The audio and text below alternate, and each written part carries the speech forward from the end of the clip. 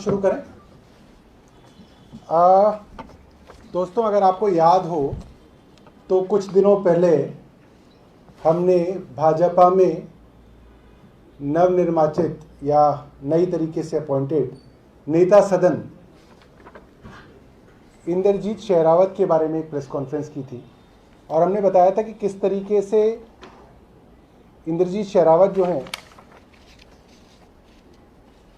इन्होंने 2017 में जो हलफनामा दायर किया था उसमें इनके पास मात्र 2 प्रॉपर्टी थी और लगभग 1.5 करोड़ रुपए की इनके पास अचल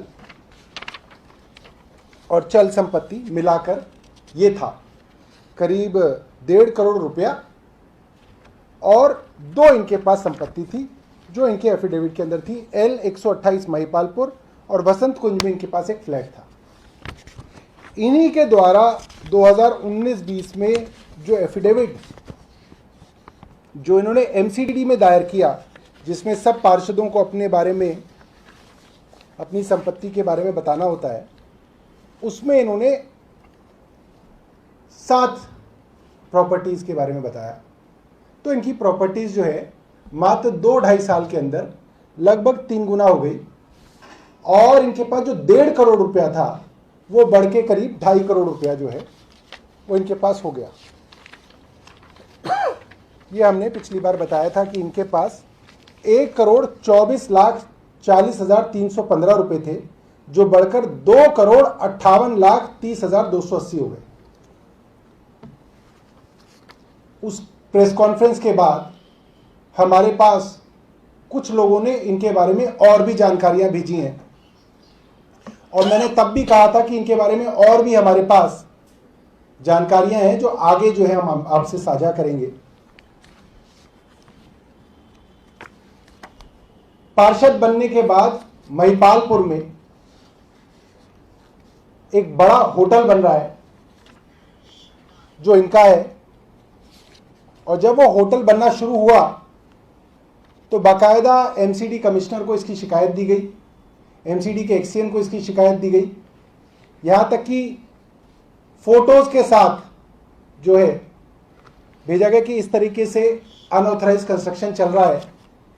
और ये मैं आपको जो है हाई कोर्ट की के अंदर जो रिट डाली गई वो है जिसमें इनका नाम दर्ज है काउंसलर साहब का, और हाई कोर्ट ने भी एमसीडी को इसके ऊपर एक्शन करके स्टेटस रिपोर्ट देने के लिए कहा है। और मैं आज की आपको स्थिति दिखाऊं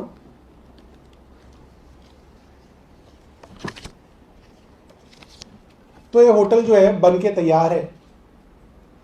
एमसीडी के कागजों के हिसाब से इस होटल को इन्होंने बुक कर दिया है और इसके अंदर सारी कंस्ट्रक्शन एक्टिविटी रोक दी है और पुलिस की जो रिपोर्ट आई है उसके हिसाब से उन्होंने इस बिल्डिंग को डिमोलिश कर दिया है।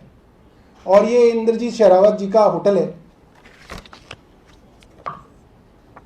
ये इसके फोटोग्राफ्स हैं, महिपालपुर के अंदर चल रहा है। और ये एक और प्रूफ है, होटल द ओरिएंट के अंदर फायर डिपार्टमेंट में जो लाइसेंस अप्लाई किया है खुद इंद्रजीत शेरावत ने इसके अंदर अप्लाई किया हुआ है, जिनको अब नेता सदन जो है भाजपा ने बनाया है दक्षिण दिल्ली नगर निगम का। इसमें इनके हस्ताक्षर हैं और इनको इस होटल का मालिक यहाँ पे जो है दिखाया गया है।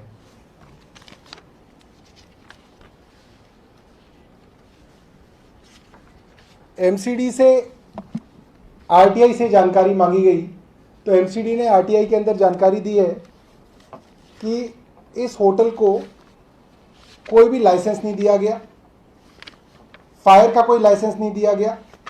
तब भी ये होटल जो है अगर आप जाके देखेंगे, इसका एड्रेस है प्लॉट नंबर 253/2 रोड नंबर 5 ए ब्लॉक महिपालपुर, ये होटल चल रहा है।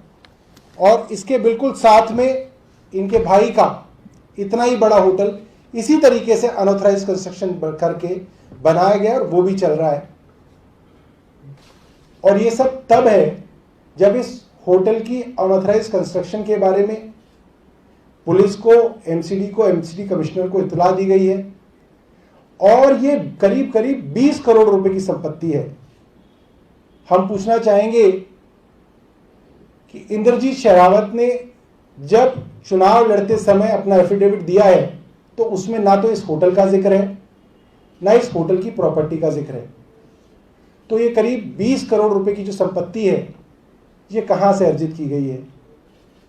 दोस्तों, इस तरीके की प्रेस कॉन्फ्रेंस हमने कुछ दिनों पहले भी की थी और मकसद ये है कि आरटीआई से बहुत मेहनत के बाद कोई पब्लिक स्पिरिटेड आदमी इतनी सारी जानकारी निकालता है किसी पार्षद के बारे में या किसी चुने हुए नेता के बारे में, और आप समझ सकते हैं कि दर्जनों बार आरटीआई लगानी पड़ती है, उसकी अपील में जाना पड़ता है, बहुत मेहनत के बाद इस तरीके की जानकारियां उपलब्ध होती हैं।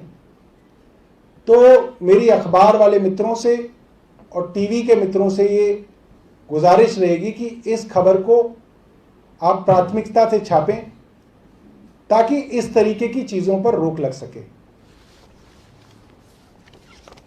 इसके अलावा एक और जानकारी जो है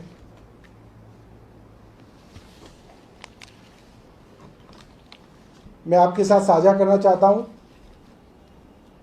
काउंसलर बनने के बाद वसंत कुंज में इन्होंने एक फ्लैट की जानकारी दी थी जो कि इनके एफिडेविट में भी है। वहां पे भी इन्होंने अनऑथराइज कंस्ट्रक्शन करके डीडीए के फ्लैट्स के ऊपर सेकंड फ्लोर और फर्स्ट फ्लोर ही अलाउड था, इन्होंने उसके ऊपर 2 फ्लोर और डाले हैं। ये इनके फ्लैट के नंबर्स हैं और ये इसकी कंस्ट्रक्शन है। आप देख सकते हैं ग्राउंड फ्लोर है, ये फर्स्ट फ्लोर है, सेकंड फ्लोर है, इसके ऊपर थर्ड और फोर्थ फ्लोर भी कुछ ही दिनों पहले इनके पार्षद बनने के बाद इन्होंने बनाया है। इसकी कंप्लेंट्स भी जब ये बन रहा था तो एमसीडी कमिश्नर को दी गई और उन्होंने कागजों में जवाब दिया कि इसके ऊपर कार्रवाई की गई है, मगर कोई कार्रवाई जो है आप देख सकते हैं यहां पे नहीं की गई है। और बहुत हास्यास्पद बात यह है कि जो होटल जो इन्होंने बनाए हैं, जिसका पैसा इनके पास कहां से आया इसके बारे में कोई जानकारी नहीं है, उनके बारे में भी जब पुलिस से आरटीआई लगा के पूछा गया तो पुलिस ने बोला कि हमने इन बिल्डिंग्स को डिमोलिश कर दिया है। और आप देख सकते हैं ये होटल जो है बाकायदा बने हैं और उसके बाद ये चल भी रहे हैं। तो ये हमारी एक प्रेस कॉन्फ्रेंस थी और इसके बाद एक और टॉपिक के ऊपर हम लोग शुरू करेंगे।